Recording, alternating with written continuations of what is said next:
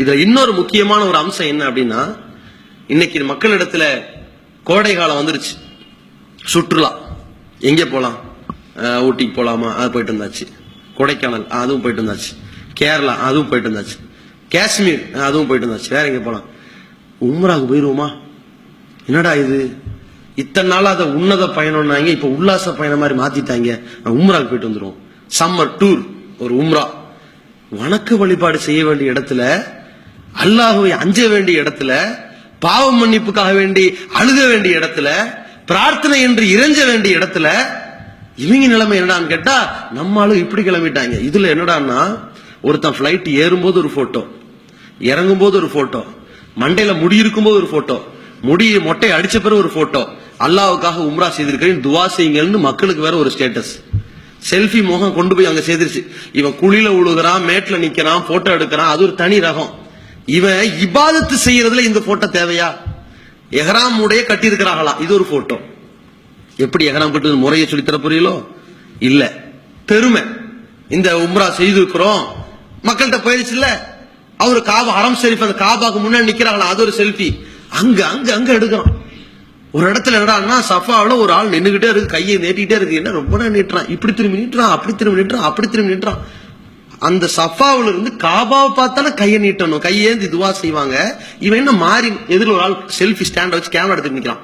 இப்படி திரும்ப அப்படி திரும்ப ரொம்ப நேரம் அதுக்குன்னு நிக்கிறாங்க. வணக்க வழிபாட காணும். அப்ப இந்த மாதிரியான ஒரு நிலையில் இந்த வணக்கம் பாழாகிறதே. இதற்கு முன்னால் ஹஜ்ஜுக்கு போறேன் துவா செய்யுங்கன்னு ஊரையெல்லாம் கூட்டி சோறு போட்டவனுக்கும் இன்னைக்கு பேஸ்புக்ல ஸ்டேட்டஸ் போறவனும் என்ன வித்தியாசம்? ரெண்டு ஒண்ணுதானே, முடிஞ்சிருச்சு இல்ல? அத்தனையும் பாழாயிருச்சு இல்ல? மனிதனுக்காக வேண்டி செய்யக்கூடிய காரியமா மாறிடுச்சா இல்லையா? இதனுடைய முதிர்ச்சி எங்க போய் முடியுமோ அப்படின்னு பார்க்கும் பொழுது, சமீபத்தில் ஒரு 2-3 வாரங்களுக்கு முன்னாடி ஒரு துருக்கி நாட்டை சேர்ந்த ஒரு செய்தியாளர் என்ன பண்றாரு, தன்னுடைய காதலியை அங்க கூட்டிட்டு போய் அந்த காபாவுக்கு பக்கத்துல அவரே முட்டி போட்டு உட்கார்ந்து அந்த காதலிக்கு காதலை சொல்றாரு, என்ன கல்யாணம் பண்ணிக்கன்னு. அத போட்டோ எடுத்து பிரபலமா போடுறான். சவுதியினுடைய ஆளுங்கள் எல்லாம் கடுமையான முறையில் கண்டிக்கிறாங்க. செல்ஃபி போட்டோ எடுப்பதற்கும் காதலை வெளிப்படுத்துவதற்குமான இடமல்ல இந்த காபா. வணக்க வழிபாட்டை நிறைவேற்ற வர வேண்டிய இடத்துல கொண்டு வந்து இப்படி எல்லாம் செய்யலாமான்னு கேட்கிறாங்களே, இதனுடைய முதிர்ச்சி எங்க கொண்டு விட்டுருச்சுன்னு பாத்தீங்களா? அப்ப நம்முடைய அமல்கள் எவ்வளவு பாழாகிட்டு இருக்கிறது.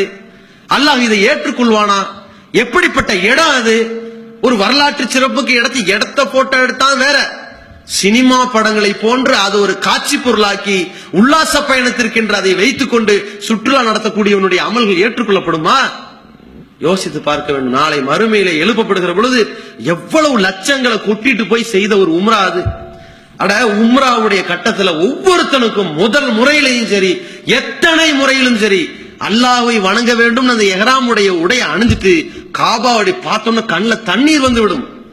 அப்படி கண்ணீர் வடிக்கக்கூடியவனாக இருக்கிறான் என்றால், அங்க போய் நான் இதை செஞ்சுட்டேன், செய்ய போறேன், துவா செய்யுங்க என்று ஒரு போட்டோ எடுத்து ஊர் உலகத்துக்கு பரப்புறானே, இது நல்லாவா இருக்கிறது? யோசிச்சு பாருங்க. அப்ப இத்தனை அமல்களை பாழாக்கக்கூடியதாக இருக்கின்ற இந்த மிகப்பெரிய ஒரு கிருமியாக இந்த நோய், இந்த புகழ் எதிர்பார்ப்பு, மக்களிடத்தில் இருக்கிற பெருமை பாராட்டுதல் என்கிற எதிர்பார்ப்பு இருந்தால் எப்படிப்பட்ட தியாகமா இருந்தாலும் மண்ணாகிவிடும். உயிரை விட்டு கொடுக்கிற, உயிரையே இழக்கிற ஷஹீதுடைய அந்த கூலியையே அல்லாஹ் தூக்கி எறிகிறான் என்றால், நீ மக்களுக்காக வீரன் என்று பெயர் பெறுவதற்காக போரிட்டிருக்கிறாய், அதனால் உயிரிழந்திருக்கிறாய், வீரன் என்று பெயர் வாங்கிவிட்டாய், போடா நரகத்தில் அல்லாஹ் தள்ளுகிறான் என்றால், இவனுடைய காரியத்திற்கு அல்லாஹ் ஒப்புக்கொள்வானா? மக்கள்கிட்ட உம்ராவுக்கு போயிட்டு வந்து காட்டுறது தானே செஞ்ச, அல்லாஹ்விடத்துல திருப்தி கொள்வதற்கு செய்திருக்கிறாயா என்று அதுவும் புறக்கணிக்கப்பட்டு விடுமே. அப்ப இதை நாம் கவனத்தில் கொள்ள வேண்டும். அல்லாஹ் ரப்புல் ஆலமீன் இறையச்சம் உடையவர்களிடத்தில், பயபக்தி உடையவர்களிடத்தில் தான் அந்த அமல்களை ஒப்புக்கொள்கிறான் என்பதை கவனத்தில் கொண்டு நம்முடைய அனைத்து வணக்க வழிபாடுகளிலும் பயபக்தியோடு, இறைவனின் வரம்புக்கு கட்டுப்பட்டு, இறைவனுக்கு இணை வைக்காமல் இறை தூதர் காட்டின வழிமுறைப்படி நாம் நிறைவேற்றிருக்கிறோமா என்று பார்த்து அந்த அமல்களை பாதுகாப்போம். அமல்களை அழிக்காமல் பாதுகாப்பதற்கான அனைத்து ஏற்பாடுகளையும் முறையாக செய்து நம்முடைய நற்கூலிகளை இறைவனிடத்திலே நாம் பெறுவோம். கண்ணியத்திற்குரிய எல்லாம் வல்ல அல்லாஹ்வின் நல்லடியார்களே,